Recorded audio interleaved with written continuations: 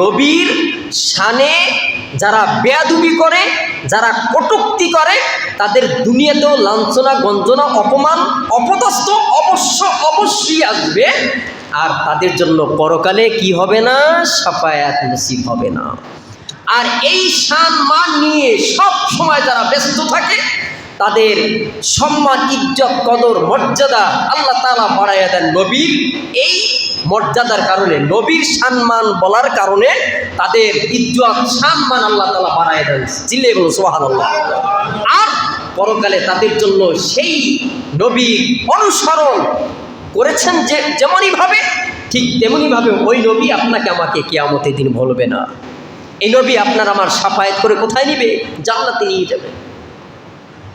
সম্মানিত ভাইরা, আমার নবী কেমন নবী ছিলেন? আমার নবী নূর নবীজি কেমন ছিলেন? আমার পেয়ারা হাবিব বললেন, আমার মা স্বপ্নে দেখলেন তার গর্ভে নূর বিদ্যমান। চিল্লায়ে বলো সুবহানাল্লাহ। আল্লাহ রাসূল বললেন, আমার মা স্বপ্নে দেখেন তার গর্ভে নূর বিদ্যমান।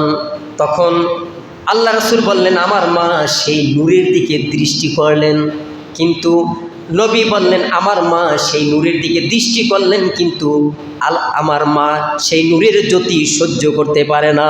সুবহানাল্লাহ। মা আমেনা তিনি সেই নূরের জ্যোতির দিকে দৃষ্টি করলেন, কিন্তু তার চক্ষু সেই নূরের আলো সহ্য করতে পারেন নাই।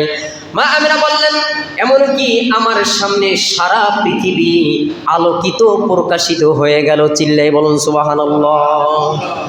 আলোকিত প্রকাশিত হয়ে গেল।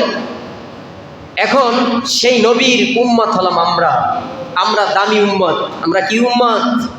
দামি উম্মত। কারণ নবীকে যারা মানছে তারা কামিয়াব হয়েছে, আর নবীকে যারা মানে নাই তারা গোমরাহির পথে চলে গেছে।